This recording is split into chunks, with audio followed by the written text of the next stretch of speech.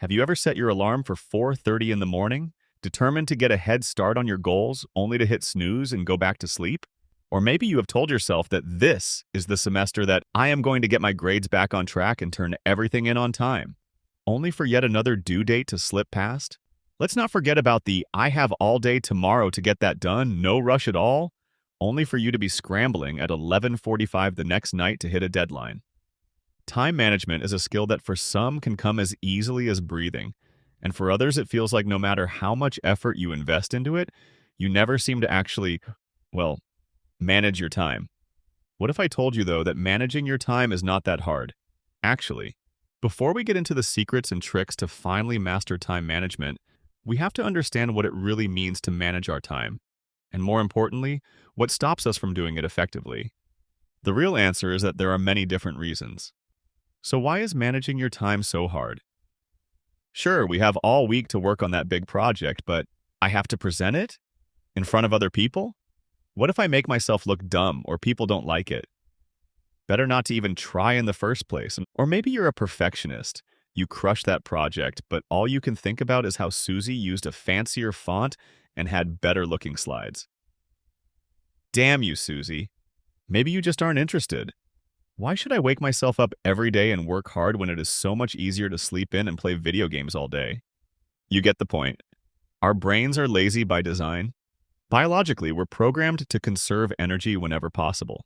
It makes sense when you think about it, but it's not so great for deadlines, and even worse for growing and succeeding. So, great. My brain and body are working against me and time management takes too much energy. Might as well just give up, right? Don't give up so easily, because as I said earlier, managing your time is not that hard, actually.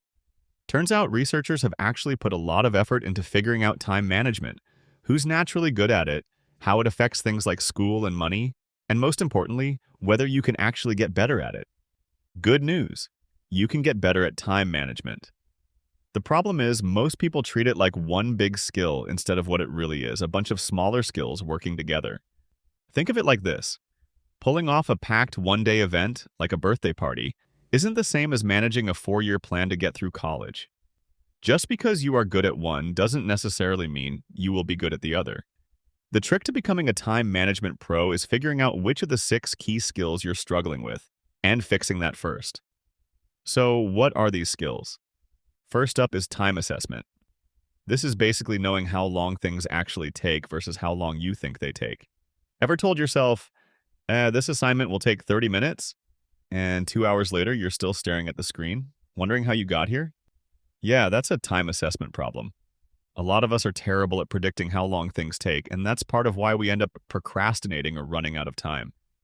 Fixing this starts with tracking how long things actually take, not in your head, but on paper. You'd be amazed at how much faster you can get things done when you stop lying to yourself about how long they'll take. Next is prioritizing, and this one's huge. You've probably heard people say, work smarter, not harder, but nobody ever explains how to do that. Well, let me introduce you to the Eisenhower Matrix, which sounds like a top-secret government project, but is actually just a super simple way to figure out what's worth your time. Here's how it works. You sort your tasks into 4 categories: urgent and important, important but not urgent not important, and neither urgent nor important. If it's urgent and important, do it now. Important but not urgent, schedule it. Urgent but not important. If someone else can handle it, let them. If not, try to minimize how much time you spend on it. Neither urgent nor important? Yeah, that's probably a Netflix binge or scrolling social media. Cut it out, at least until the important things are done. The goal is to spend more time on the important but not urgent stuff, like long-term goals, and less time putting out urgent fires. Most people get stuck reacting to the urgent stuff and never get to the important but not urgent things, which is why they feel like they're always behind. Master this, and you'll feel like you unlocked a cheat code for life. So how do you actually get better at prioritizing? Here are just a few ideas to get you started. Batch similar tasks. Answering emails, responding to texts, running errands. Instead of doing them randomly all day, group them together and knock them out in one focused session. This cuts down on switching costs and mental fatigue. Use the 2-minute rule.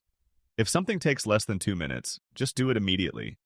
You'll clear out a ton of mental clutter this way, and it stops those small, nagging tasks from piling up and lets you focus on what is important.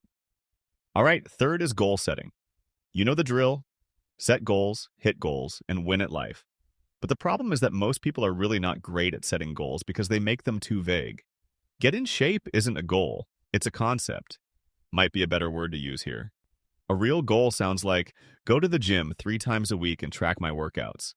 That's where SMART goals come in. Specific, measurable, achievable, relevant, and time-bound. Specific. Workout is vague.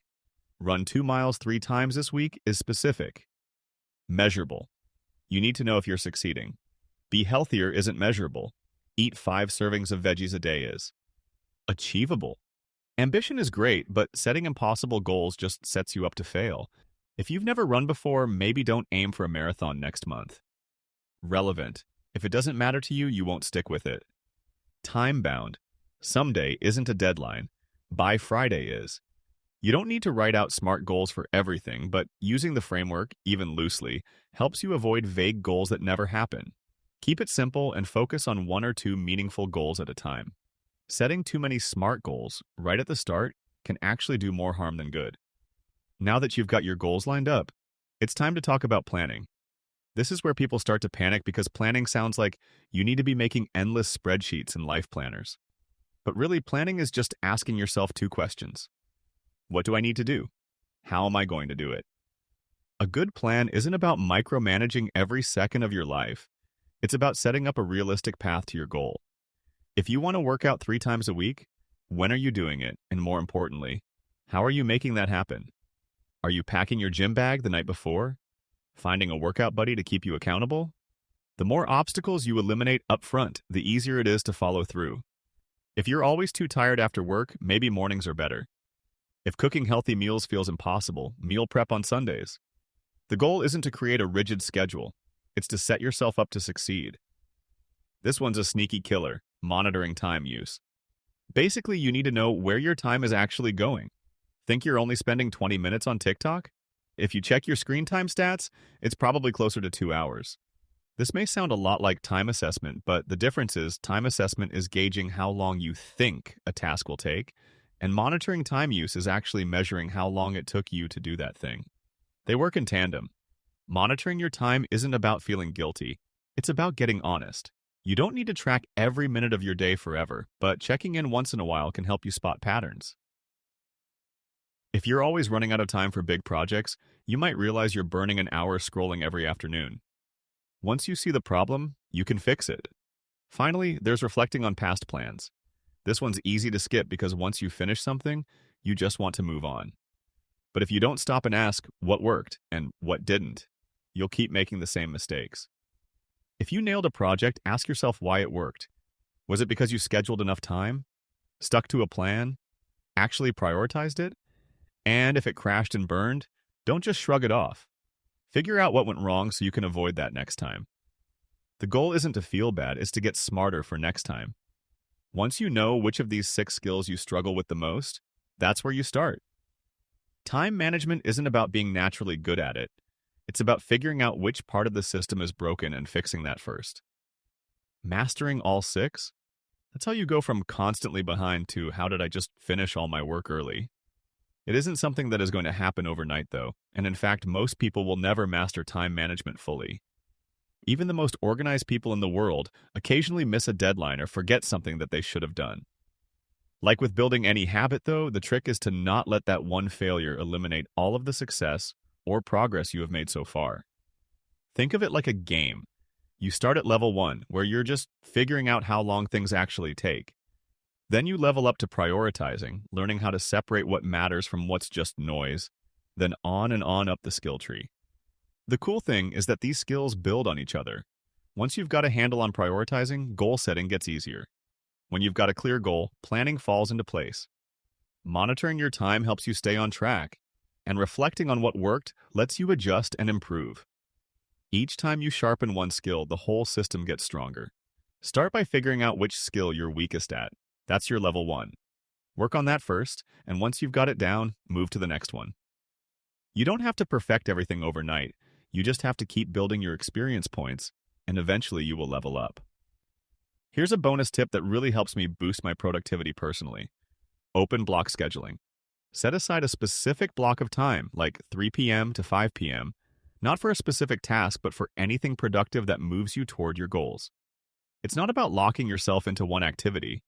It's about creating space where you can knock out something useful without the mental pressure of committing to a single task. Some days that might mean working on a big project. Other days it could be cleaning the house, organizing your files, or even brainstorming ideas for a new goal. The key is that it's productive time, not passive time. You don't have to decide ahead of time what you're going to do. You just have to commit to doing something meaningful in that window. It's weirdly effective because it gives you structure without feeling restrictive.